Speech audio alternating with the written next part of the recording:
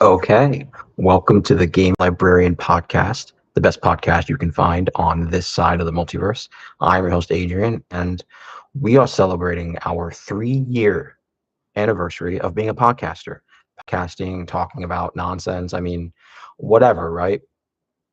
Didn't believe that we would come this far, didn't believe that we'd still be doing this.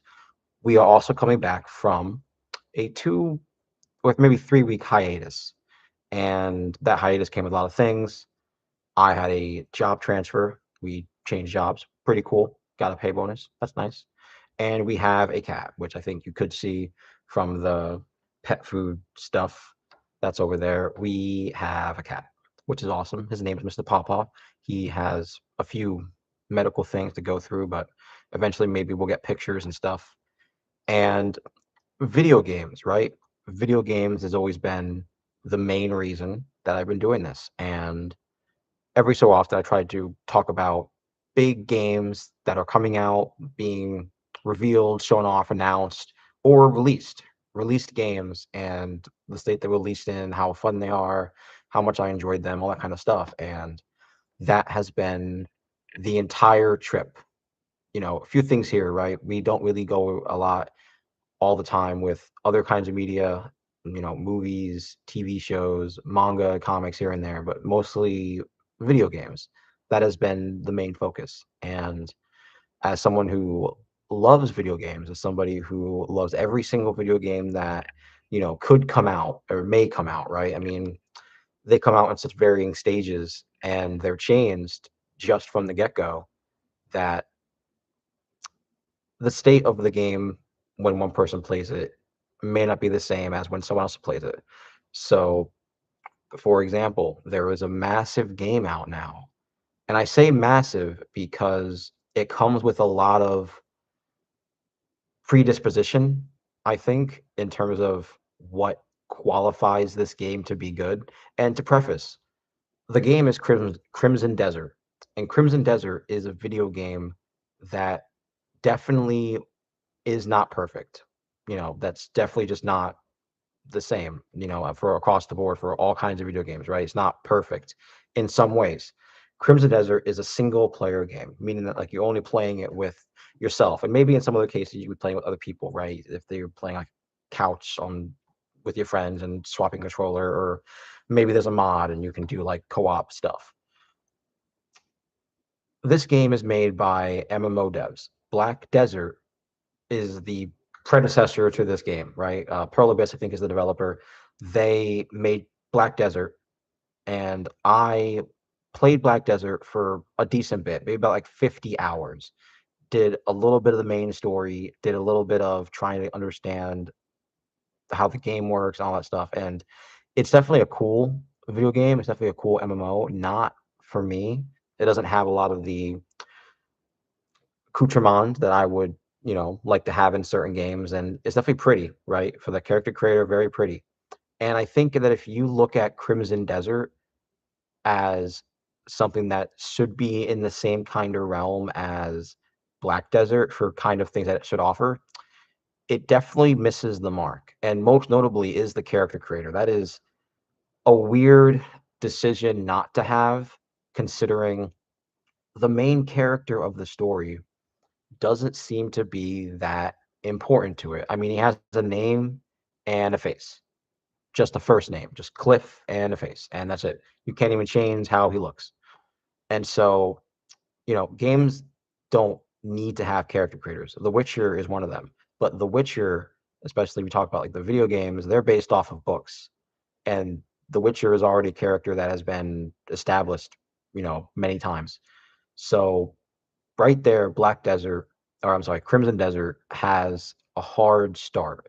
It has a hard place to really grab people, really give them an incentive to play. Because if you don't have a character creator to where somebody can kind of make themselves or just make a kind of placeholder for themselves or anything to play the game, then you're forced to be Cliff Desert, John Desert. And that might be, not as entertaining, not as grabbing for some people. And the beginning of the game is certainly rough. The beginning of the game definitely needed before launch some more cohesion and like a deft hand to really make it entertaining. Like there should have been a proper introduction. There should have been a little bit to foreshow what kind of abilities you could have had in the later game. A lot of games do a thing where you start off with like maybe half or all of your all abilities in the tutorial, whatever, in the opening scene, and you can try it out like you're almost max level maybe and have some fun. And then somewhere along the line, the story causes you to lose all your powers. You have to go through leveling up and acquiring all the abilities and the skills and the talents and all that stuff. Again, not bad game design to have that kind of feature.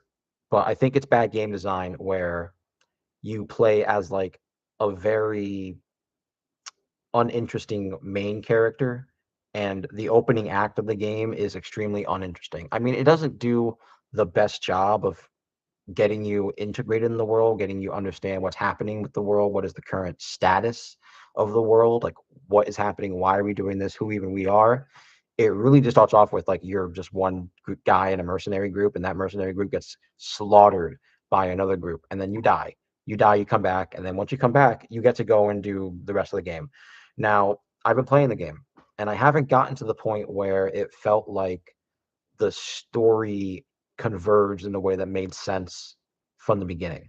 Like I haven't found the guy who kills Cliff. I haven't found uh all the remaining party members from like Cliff's group or whatever.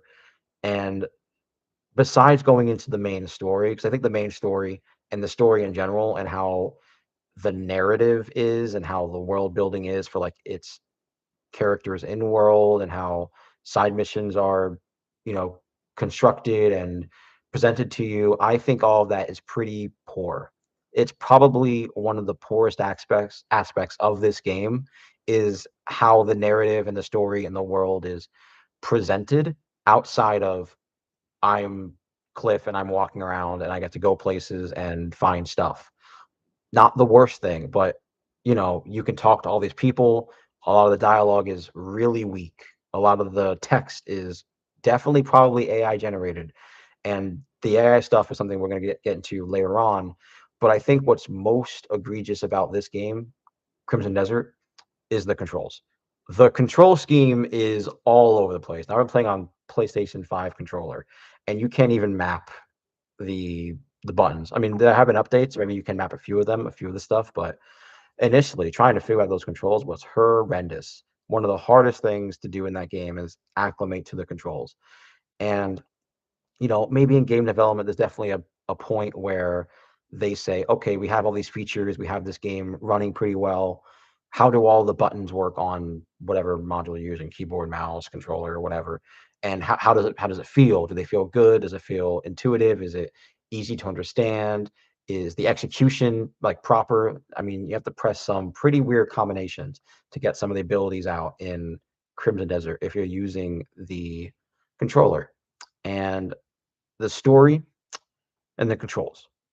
Those are probably the biggest hurdles that come from trying to enjoy this game. Now, I bought this game because I saw all the cool stuff that was going on in the trailers and the previews, and I was like, for an open world game, this seems to have a lot. And I was intrigued. I'm still intrigued. I don't give two shits about the story. I don't really care about Cliff.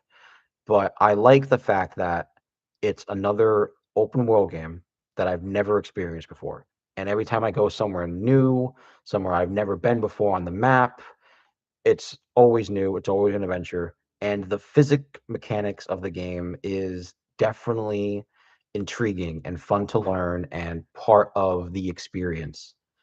So when you look at Crimson Desert, I think of like this is a good attempt at trying to make an amalgamation of what is really good about some open world action games and a lot of things that are really bad. I mean, no character creator, no real like dialogue options to talk to people or find out more information, and then the controls just not being fun. Like to that degree, it's a rough game, but getting a new abilities is one of the coolest things in this game. and then using them overall is just super fun. I mean, I'm still in the first area, so we're still trying to get through this game for however many hours it's gonna have me entertained and provide content for is definitely up in the air.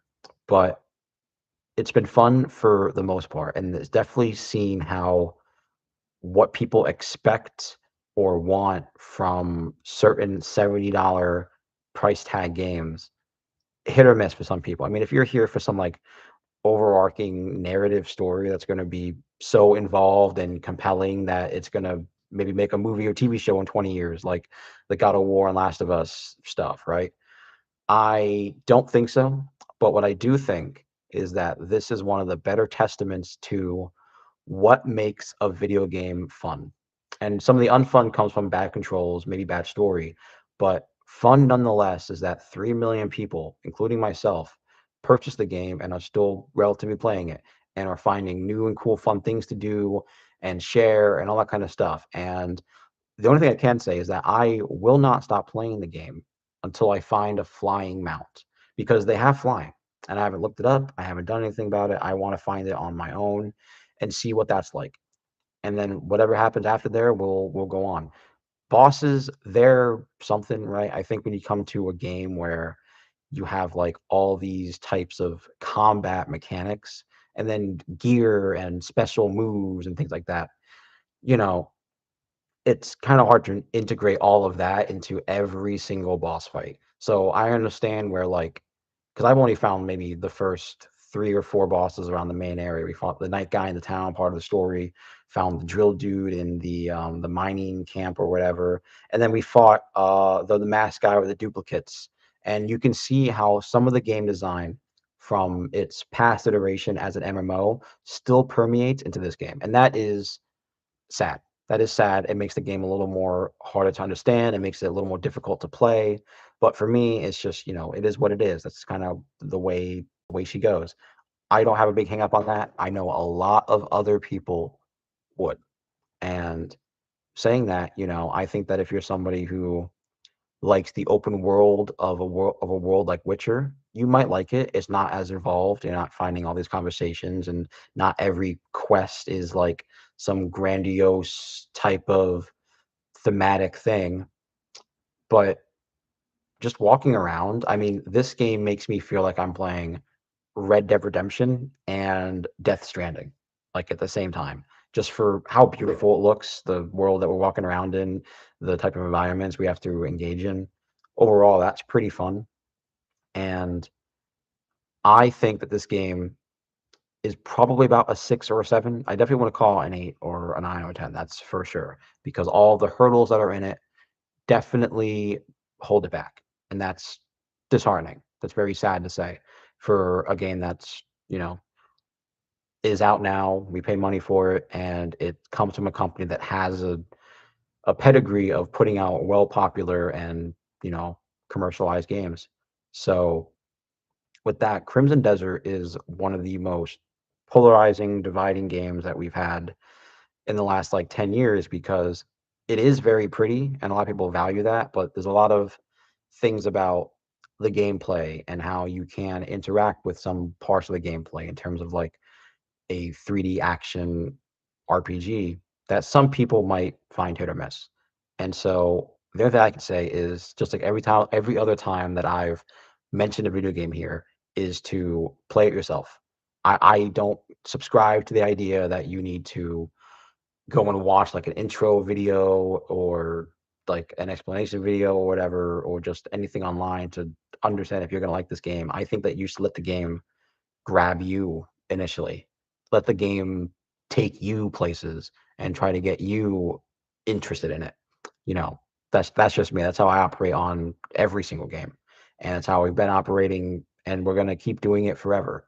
So really, besides the last like 2 weeks of stuff, there really haven't been a lot of big name video games coming out. I know next week is Pragmata, and Pragmata is interesting because it is a new Capcom IP. Capcom legacy developer and publisher of video games. Legacy, not the same as Pearl Abyss and Crimson Desert and Black Desert or whatever, but it's talking about those new games and how those new games are promoted, how those new games are shown off, and how they're created is just interesting to me because I want to see all the new kinds of innovative mechanics that are being used, what types of stories we're going for in these video games. And, I'm not a big story guy. I don't necessarily think that video games require story, but definitely if you're going to have a story, it should at the very least be like fun, if not compelling and interesting. That's just to me. But, here we are. This is where we're at. So Crimson Desert, you know, AI, it has a bit of it for sure. And you can see the implementation of it being, you know, lackluster to say the least. I mean, the only thing I've noticed AI being done for is for like the text that you read. Like if you're reading a bounty board poster, then the words just feel like it's just AI. Some of the dialogue maybe as well, but it is like voice acted to some degree. So I don't know if the voices are also AI. That would be pretty bad. That would be pretty bad. I mean, like I don't super care about it, but like I think we can just pay somebody to do some lines. If you're not going to do that, you might have just made it like a text bubble or a text box. So Crimson Desert, if it has updates that not just fix the game, which it should have like controller mapping. It should have a more concise type of like hint or learning menus for the tutorials, and there is no tutorial. It's just you just wing it, right? You get some like little prompts that tell you what to do, but it's pretty unclear. And where we go from here is pretty telling because this is the type of quality that we're going to be expecting, we can expect in the future. I mean, pretty game, awesome.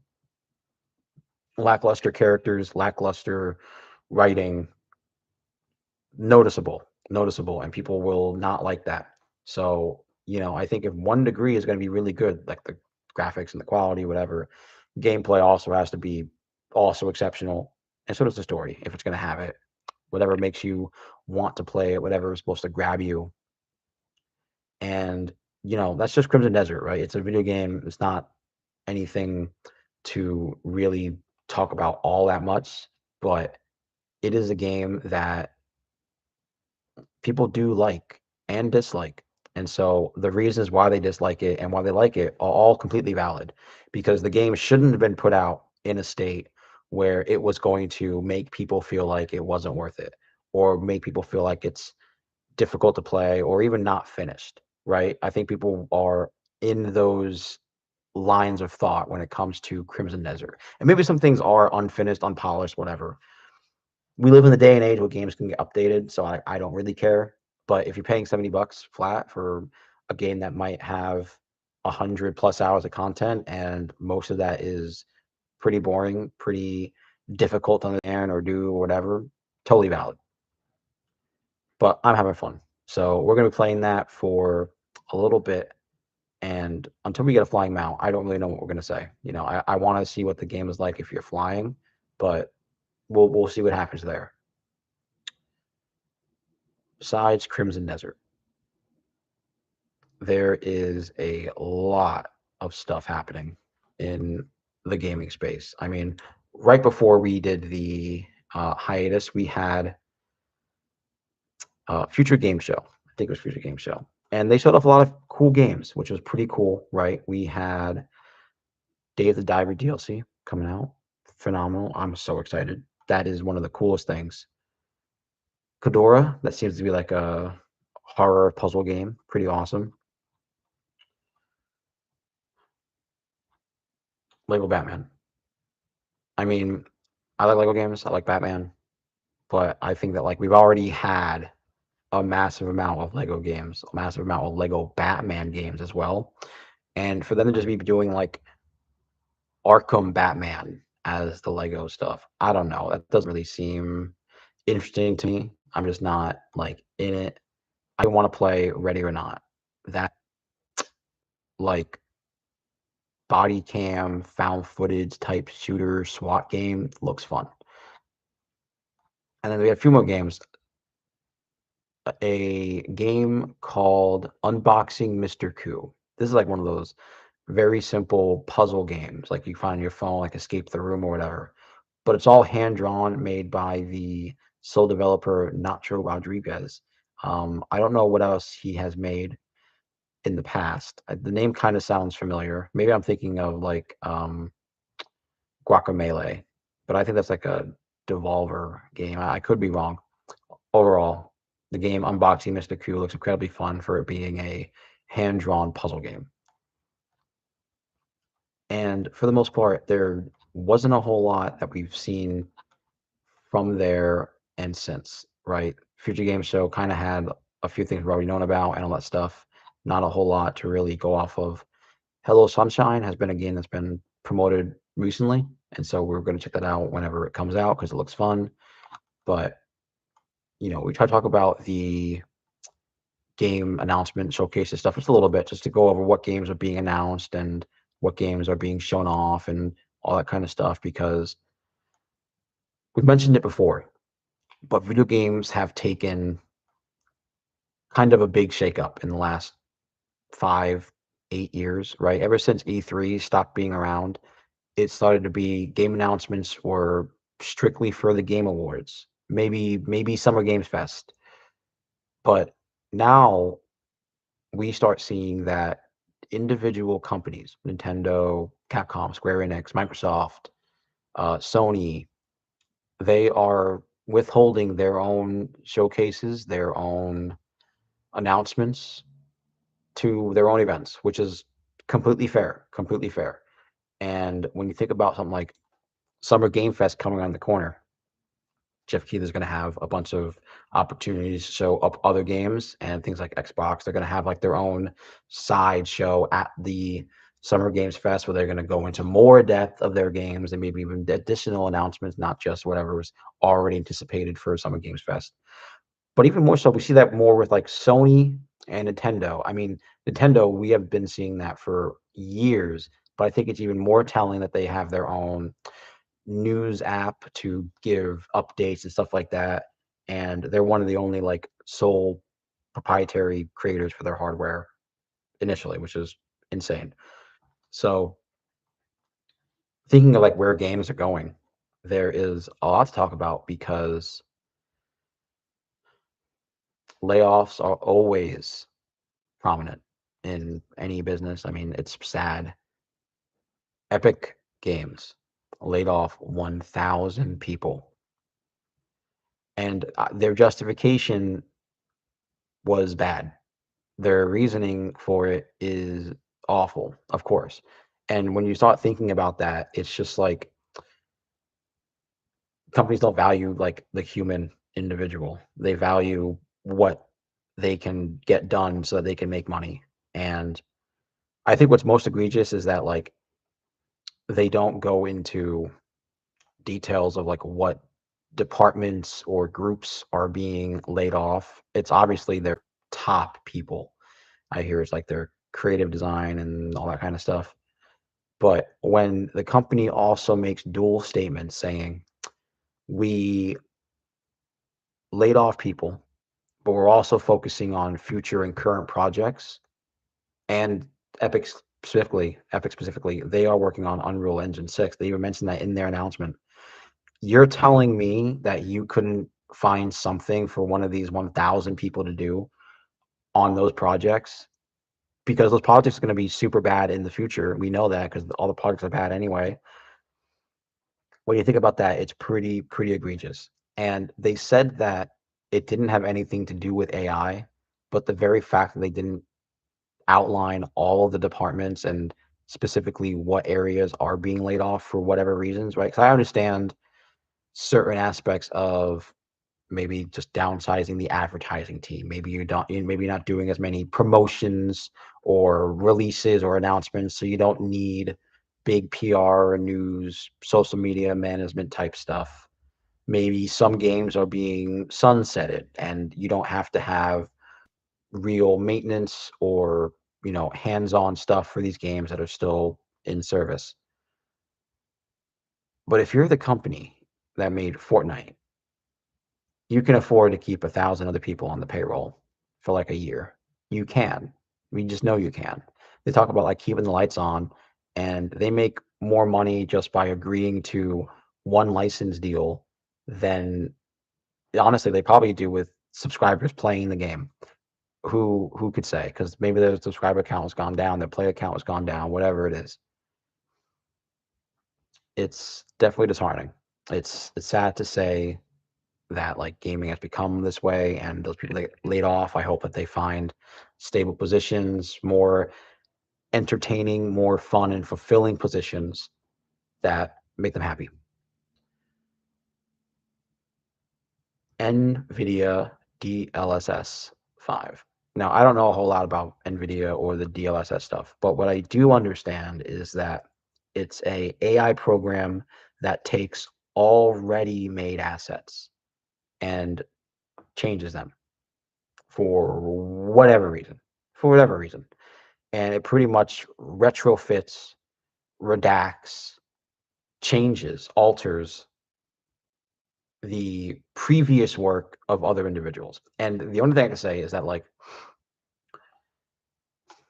I understand using AI to maybe help configure your game settings, right? Maybe you don't understand how all of the game functions work like in the settings, and so like you don't know what anti-aliasing is or all that kind of nonsense, and you just want the game to run at a stable pace, where like a playable state.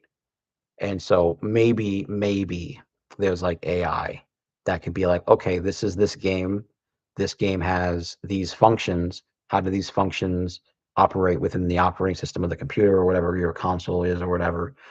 And it says, okay, check this box because it works. Check this box does it no, and then it works out all those settings for you. The user interaction for games is one thing. I don't like teetering around with settings in games. I don't like figuring out shaders, or I don't like doing the anti-aliasing.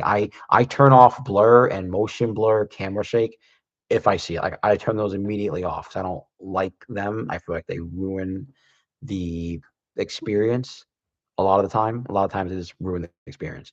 And the way that I understand for DLSS 5 is that it changes assets from the past, from original creators, and it uses assets from like the internet just to, you know, edit them. And that is pretty egregious in my opinion. Now, I had thought that when they announced the DLSS 5 in that initial trailer, and they had some video game footage. I don't remember what other video games they had, but I know they had Resident Evil, and they shown off Resident Evil. I'm thinking to myself, did they get permission to do that? Did they get permission from Capcom specifically to show off Resident Evil 9 and promote their own other product?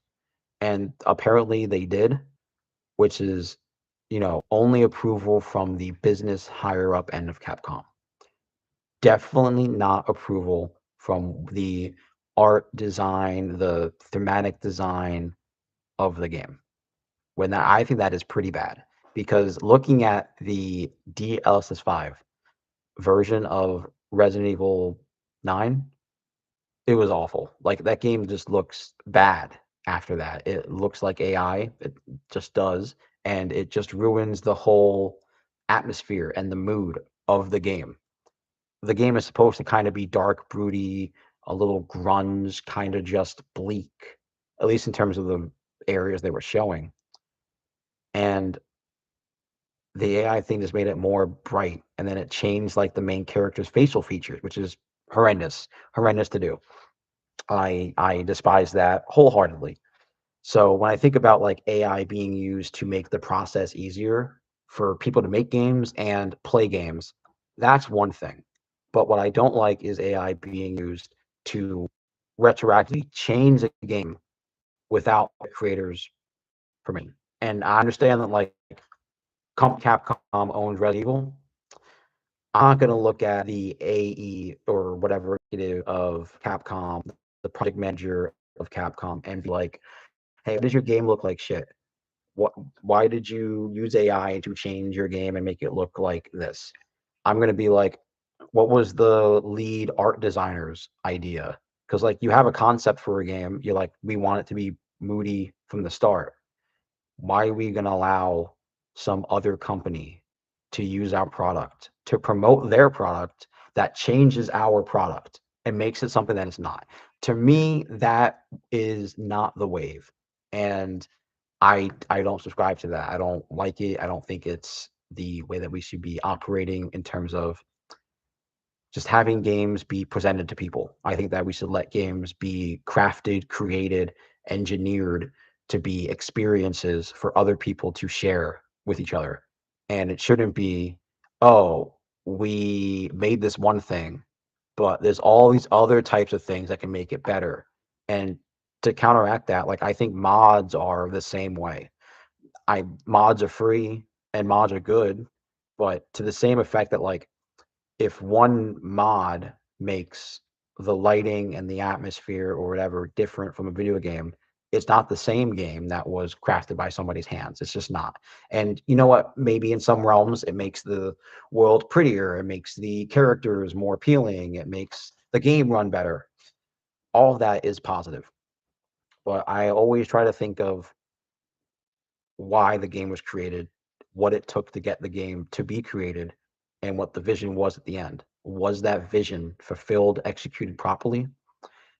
And is it fun? Is it fun to share and talk about and all that kind of stuff? I just think the DLSS 5 stuff was pretty egregious to even see that, you know. I think that like that was pretty awful. If I was on the art development team for Resident Evil and I made the main girl that you play as, if I made her like her art design, and then I saw that, I would have been mad. I would have been mad because it's just like it's just not the character I made. It's not the model I made or the references. It's just not the same. We're taking other people's products and using it to change our product. That's fucking disgusting. So you know, NVIDIA and DLSS, whatever happens in the future, you know, is going to happen. What I think needs to be more prominently talked about is when companies or the artists or creators or whatever use AI, that it's going to have to be pretty well documented when it was used. And that's going to make or break it with some people. Some people are just not going to want to play a game that says it's hand drawn, but really it was like AI. And we can see that in the future coming down. Like we know that's going to happen. And I, for one, have always been like, whatever makes the process easier for somebody to make a video game, to make their content, make their art. I don't care if somebody sat there for 1,000 hours and hand drawn something. Is that more valuable? Sure. Sure it is. But at I think that just like a pencil and a pencil being sharp can make whatever, an AI tool, creation tool can be used by a human to make something of the same kind of degree. That's just my opinion. I don't use AI. I'm not even an artist. I'm thinking of like what is available to get as many people to make as many video games as easy and as fast as possible. That might sound like it's backwards because in my opinion, I don't think we need to be having video games with 5 to 10 development years. That's egregious.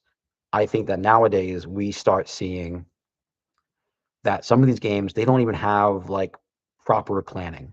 And Black Desert or Crimson Desert is definitely seen as one of them because if you think about the mechanics and the way you operate in the game and how those interact with each other, you could definitely see that there's no cohesion, right? I mean, the inventory management for Crimson Desert is abhorrent. So is the controls, and so is the way the game is presented to you from the beginning. Like, who thinks of that beginning as being good? What kind of intro is that? That is a not good video game intro, and it's telling. It's telling to see what degrees of development get more attention than not. It's just the way it is. So yeah, I think that's really everything I had to say. I'll last like 2 or 3 weeks for video games, things that came out. I mean, there's a few things, right? Today, Sony announced the PlayStation 5 is going up in price. Oh, I mean, that is awful. Nintendo already did it. Xbox is doing it. Awful. That comes from like a hardware standpoint. And to be fair, Nintendo even put out a statement saying that they are not increasing the price of physical games because the prices of physical games aren't going up. I mean, whatever. That's pretty fine. I always definitely thought that the buying us a downloadable version of a game, buying the software and downloading it to your computer, I always felt like that should have cost less than the physical version because the physical you still have the physical media. But then like once you have the physical version doesn't even have all of the updates and stuff just baked onto it. So you have to connect to the internet and get the downloads to fix the game or add in the content that was added later. And so there's obviously price disparities across the board for, video games. But, with the Steam Deck and the Steam Cube thing coming out, you can definitely see that consoles are in a weird state. And, we've seen that since 2013 with the Xbox One and the PS4, and maybe even beforehand with PlayStation having their DVDs and CD-ROM stuff. I mean, it's all cool, right? It's cool that your little box can do all this stuff. It can play disc games and play downloaded games and CDs and talk to your friend on these apps, and all that stuff is cool. But is it needed? Is it good for the product? Is it good for us to have? I don't think so. I want my box to play the game. I want my box to play the game. I don't care if the box is blue, red, Nintendo, Sony, Steam. I want the box to play the game. And, as a consumer, as somebody who only entertains the video game industry in terms of buying and playing the games and talking about them being good or bad just by the fact of what I saw, what I played, what I paid for, and no other things. It's definitely sad to see the direction that video games are going in because we see so much value in personal creation, individual time spent on something, and there is honestly probably little to no value in a company or a group together, conglomerate, making that same effort. We just don't see that same type of appreciation. You know, um, you can look at like the credits list of all these games that come out from like Square Enix and Final Fantasies and the Call of Duties, all the maybe the Witchers or Resident Evils, right? 9+ Resident Evils. You can see how like a lot of these games came from 30+ years ago. And so they've changed so much that the original people that concepted these games aren't even making them anymore. They may be making other games that are in the same genre or whatever, or they're just not in gaming at all. That is something I think we don't talk about at all, is how quick the game industry just kind of moves people around, and you're not experiencing the same experience that was crafted years ago. You're playing something that's being interpreted or altered by somebody new, and it's not theirs. Like Resident Evil was just, all out there, and they are doing a big status quo change. They're trying to change certain things about Resident Evil, and to me, it was like, where's that mercenaries mode? Why don't all these games start having these fun little mini games and those extra modes? Like, why aren't those in there? And you can see that like it comes down to like getting the game out at a proper time and not. I think mercenaries is free DLC. I think that's poo. That's still poo poo, right? Because personally, I don't want to have to go back to Resident Evil 9 and play it again to try and I want to do things, right? I want to do things. I didn't know I had this extra mode. When I bought it, I didn't think it did, but adding content later to games is not always the best benefit, and that's a big disparity that we have in games now. Is when they come out, what content is included versus what content's gonna be added and available later in the future for a lot of games. And to the extent, right, we are playing Final Fantasy 14 still. We going through the Dawn Trail expansion, trying to catch up so that we can get to the Beast Tamer class. And that is a game that has extra content added all the time, and it's not the same game that it was when it launched 20, 2012 to 2013, I think, is when Final Fantasy 14 launched. So just about over like 10 years or so. And nothing ever stays the same, right? Everything changes, everything is never the same. But what I think needs to be talked about, needs to be mentioned and pointed out is that games don't need to change just for the sake of changing, right? Because it doesn't matter if we hit a wall in development progression or technology or mechanics, right? But what I think needs to happen is we need to allow people to grow an idea, cultivate their idea, what they want to do, and be able to nurture it and bring it up in a way that is natural, doesn't feel forced. You might hear a car outside. It's a whole thing with this new setup. But we just need to talk about more about appreciate more creativity and effort that takes to create some of these games and allow developers, artists, even if they're in some multi-billion dollar company and they're just here to show up, do project, leave, make money. There needs to be a little more value in that. And the execution needs to be more there, right? Like, I don't want somebody to be like, oh, I'm just coming in to do some like modeling for guns for the Call of Duty game. I mean, like, they're guns. There's hundreds of thousands of models on there online. Make a good story for a Call of Duty game. For an RPG, right? Your tutorial for an RPG should be impeccable. Your intro should be something that makes me feel like I don't ever want to turn off this console. I don't want my PC to ever turn off. That is what I want. It is sad to say that video games has become, you know,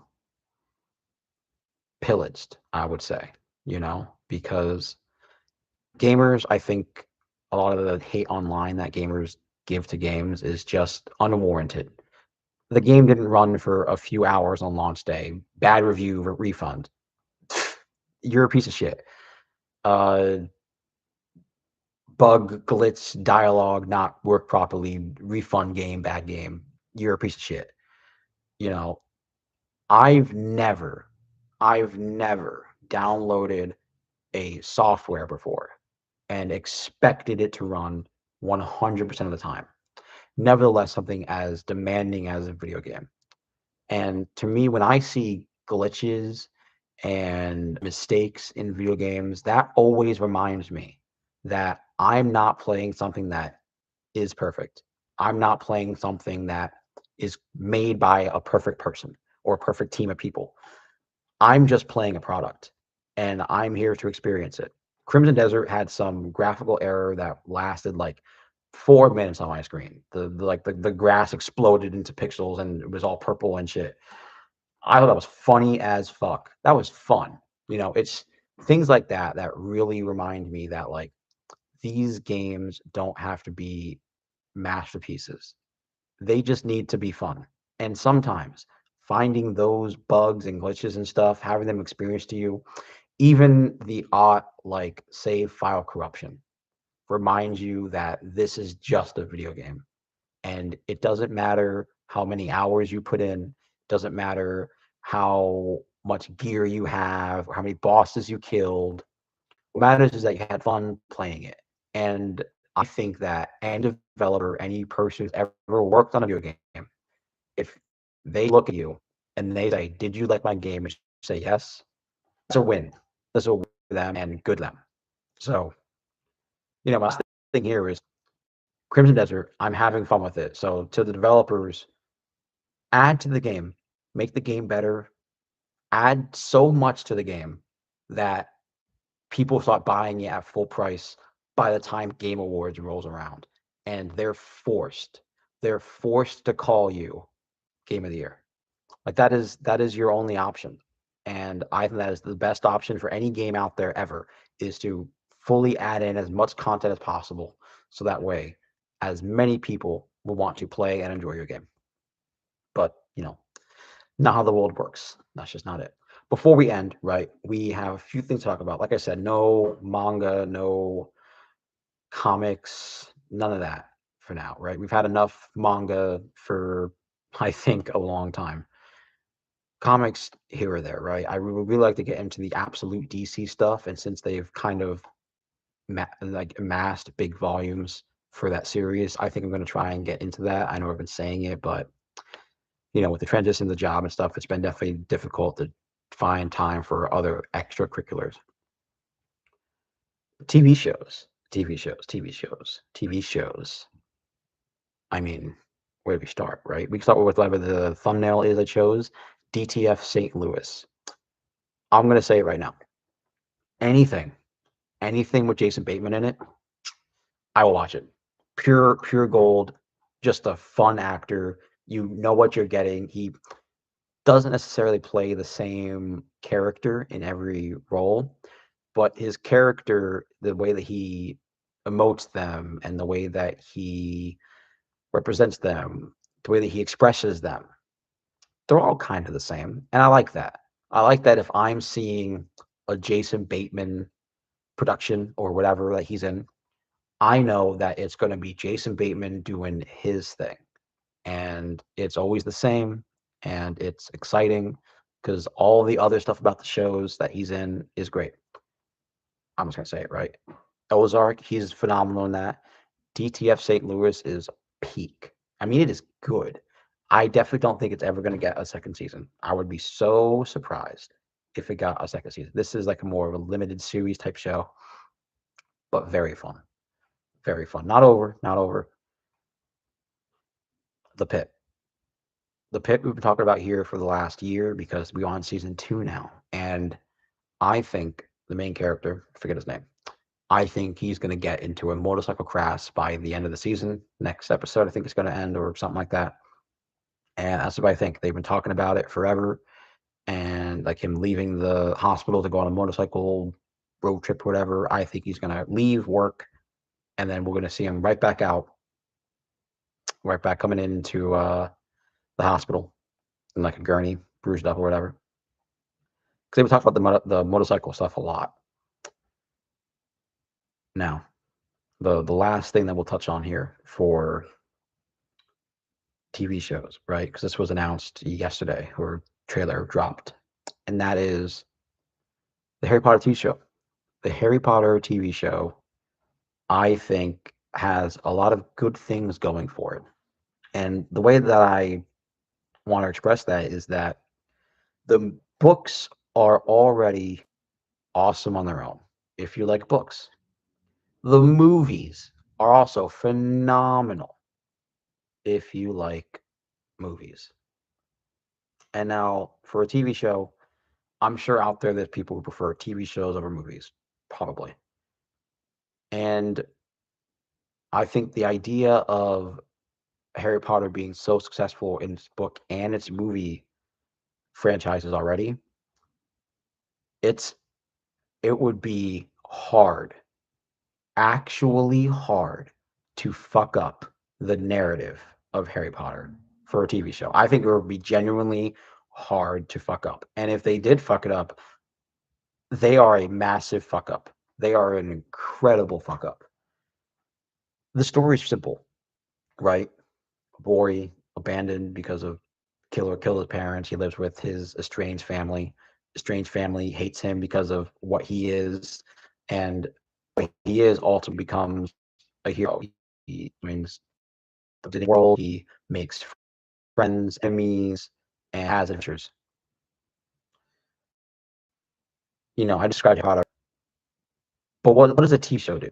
TV show allows you to delve into a little more context in some parts. Now, I don't care about J.K. Rowling's approval of what is right in the source material of your fictional book series, right? I don't even care if they change like big, notable story plot features. I don't care.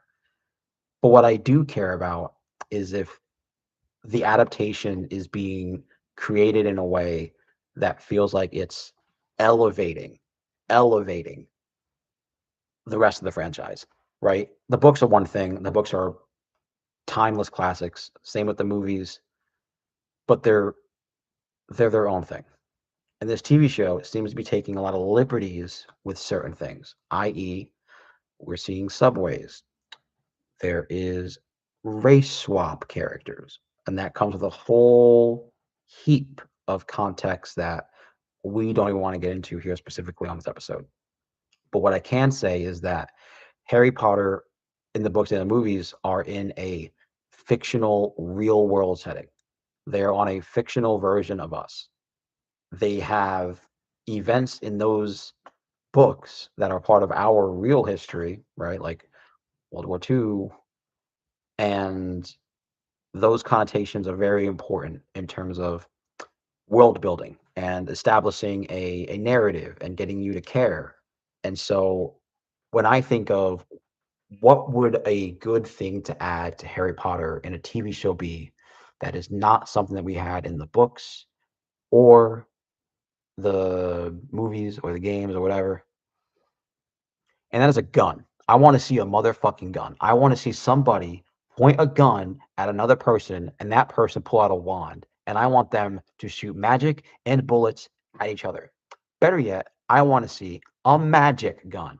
I want to see somebody be like, "Yo, these Muggle guys, they got these things. We got these bullets, right? We made them magical. Now when we shoot you, you light on fire. You teleport or whatever." That is the type of creative liberty that I want to see in adaptations like this. Like that's just something that I personally want. And it goes a little more into that. I want to see more context into like an American Hogwarts. I want to see more context into like like was World War II real? Were there like Wizard World War II? I think that is something very important, and we're getting into some territories that seem like it's going down that route. I think it's for the betterment of everybody if we have at least some scenes and some, context for that, just to make the world feel a little more lived in, rather than it's like, okay, the main character's from like some UK town and he goes to this magic school, and once he's in the magic school, he goes through adventures. But maybe sometimes he goes to like home and he gets attacked by a Dementor or some gremlin hobbit thing like poofs into his room, or his friend takes his flying car and whatever. Because to me, we've already experienced so much of Harry Potter, the character, that I think that experiencing 7 seasons of just him becoming a kid into an adult and dealing with all of that again is not the way to go. I think that Harry Potter should be front facing, but a lot of the story connotations, a lot of the moments that are new to the show need to be for the fans. I think there should be new moments to the show. There shouldn't be rehashed scenes entirely, right? I can see like the ogre in the bathroom and the spider outside in the forest. I can see the Wizarding Cup probably being a little different just to make the TV show a little more appealing and like surprising. Like anybody who's already watched Harry Potter is probably going to watch this or not, depending on whether or not they like J.K. Rowling or adaptations. But I don't think what matters is trying to grab new people into the show. Because the new people, they're already young. And those young people probably already have access to not just the books, but the movies. And the movies are literally time classics. Like, you can't get rid of them. They're like Lord of the Rings, like Star Wars. You're never going to have those chains for anybody ever. The TV show needs to actually offer something substantial for old fans to go back to and make the show worthwhile. I think it would be it's an incredible, incredible thing that HBO is still around after the Game of Thrones fuck up. Because the Game of Thrones fuck up was fucking extraordinary. They dropped that ball so hard, and it didn't have to happen that way, even with the connotation of books not finished, right? Even with the connotation of books not finished, they were in works with the main creator of Game of Thrones, J.R.R. Martin, or whatever he is. He was working with them on that show, and they fucked it up so bad, that the entire franchise is nuked. So, besides J.K. Rowling doing whatever she is, this TV show cannot nuke that franchise, and it shouldn't. So, that's all I have to say, besides new cat, new job. We're going to try and play games, doing what we can. The next game we're going to talk about is going to be Pragmata, just because that seems like the most interesting game coming out within the next few months. That's going to be fun. And other than that, Final Fantasy, Crimson Desert, whatever. Taking a hiatus from manga, but it is what it is. 3 years on this podcast. I mean, this episode alone is about an hour. I didn't expect it to be that long. I was kind of trying to make it like a minute and 20 minutes, like 10, 20 minutes or something like that. But, I find it fun to talk about these games. I find it fun to talk about the transgressions and what I feel about them, whether or not people listen or not. And ultimately, every single week where new game news is announced, every single day where a new game is announced or shown off or whatever, I'm pretty happy. There's like one more thing to look forward to. I mean, I have a link here from IGN, Soros, the big preview. I didn't get to go in that. I want to play Soros so bad. I think the game comes out in April, but it's made by the guys who made Returnal. It's an immediate purchase for me. Returnal was so much fun. Soros, I swear, if Soros has a King in Yellow reference, it's over. I'm reading that for the podcast, and we're glazing it. Anyway, I just had to talk about all this stuff. We haven't talked about any of this for like 3 weeks, so hopefully there is more to talk about in the future. Peace.